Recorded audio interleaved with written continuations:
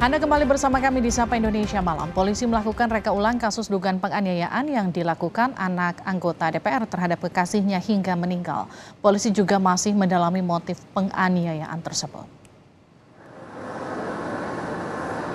Polrestabes Surabaya menggelar rekonstruksi kasus dugaan anak anggota DPR yang menganiaya kekasihnya hingga meninggal.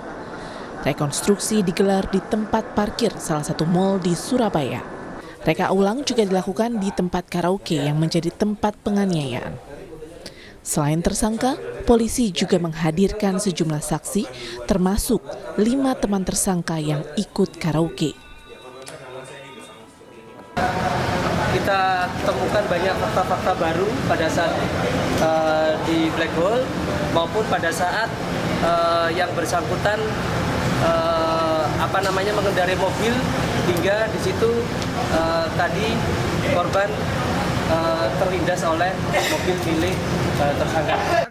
Polisi telah menetapkan pelaku penganiayaan sebagai tersangka dan dijerat pasal penganiayaan. Selain itu, polisi terus mendalami motif tersangka saat menganiaya korban. Terkait dengan motif, kami masih mendalami. Kami belum fix menyatakan hal itu benar terkait dengan pernyataan dari pelaku.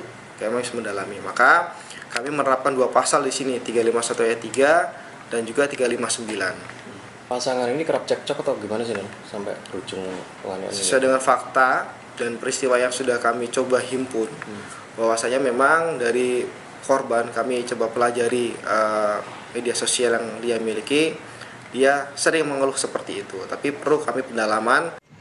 Terkait penerapan pasal penganiayaan terhadap tersangka, kuasa hukum korban menyatakan kasus ini dilaporkan terkait dugaan penganiayaan dan pembunuhan.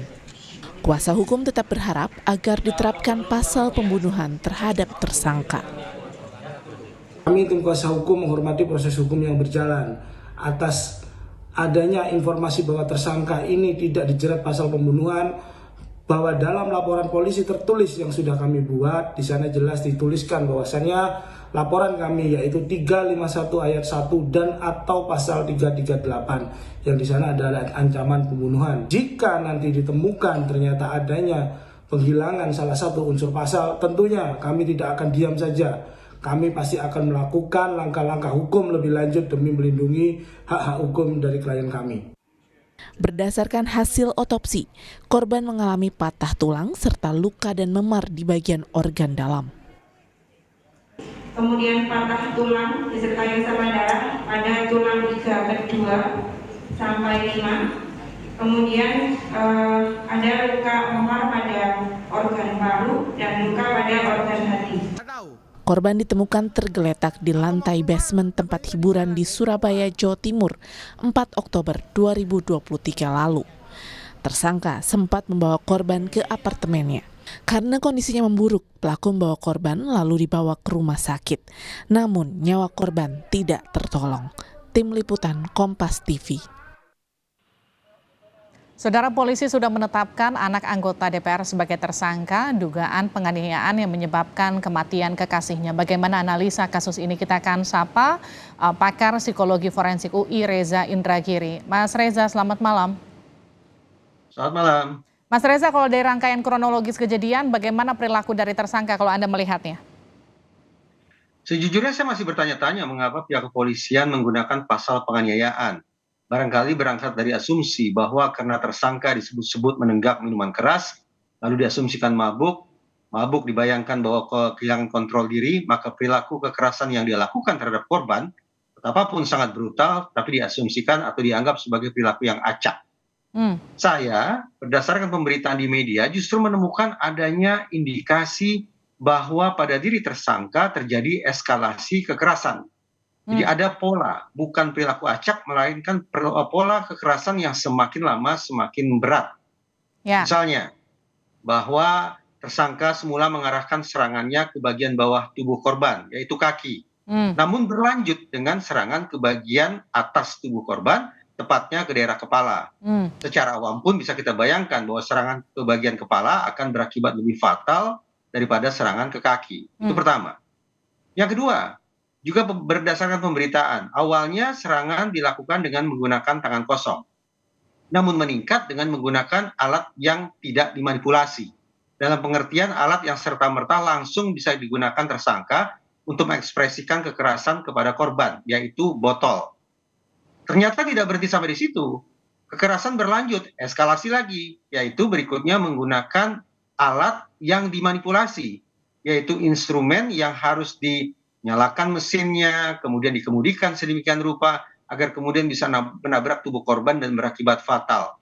Nah, pergerakan atau pola eskalasi sedemikian rupa, saya anggap sebagai manifestasi bahwa betapapun tersangka disebut menenggak minuman keras, tetapi sangat mungkin dia masih memiliki kesadaran hingga derajat tertentu yang membuat dia bisa mengatur polanya sedemikian rupa.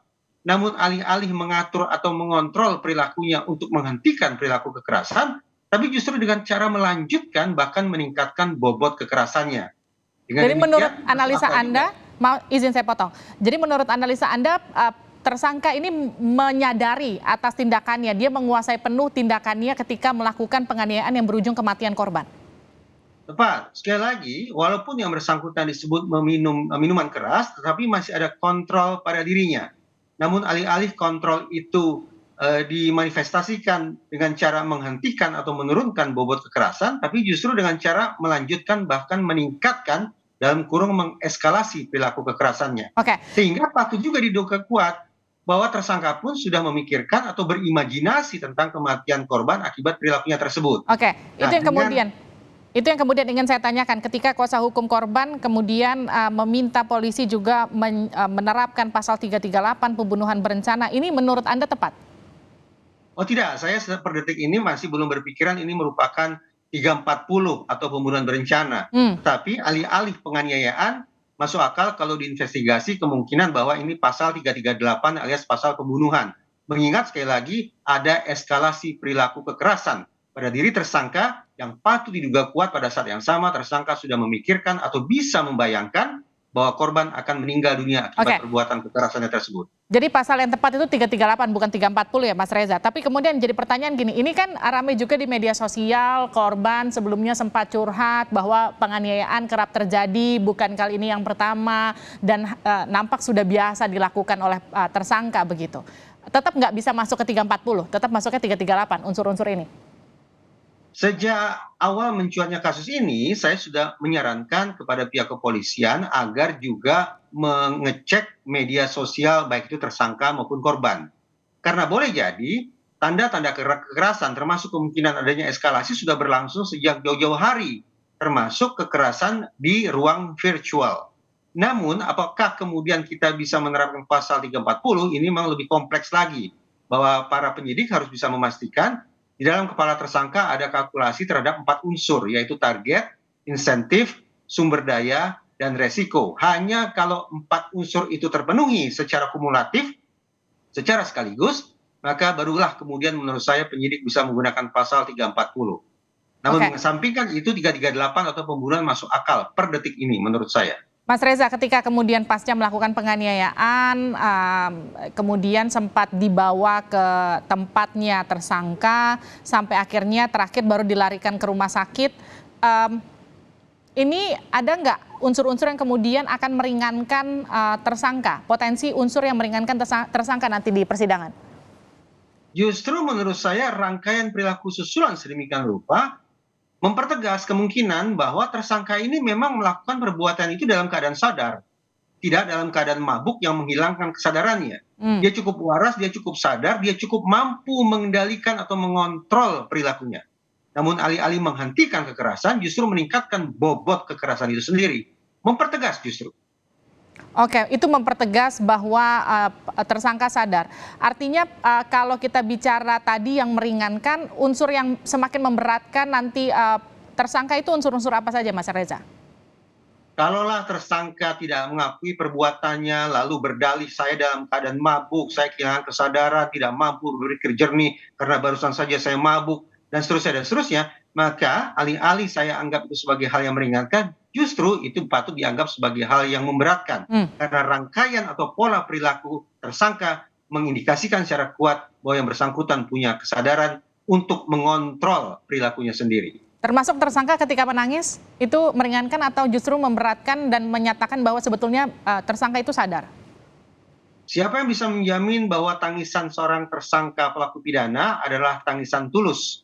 Kenapa kemudian tidak terbuka ruang spekulasi bahwa tangisan pun merupakan sebuah strategi instrumental yang dilakukan oleh seorang tersangka agar lolos dari jerat hukum atau paling tidak mendapatkan peringanan hukuman. Oke.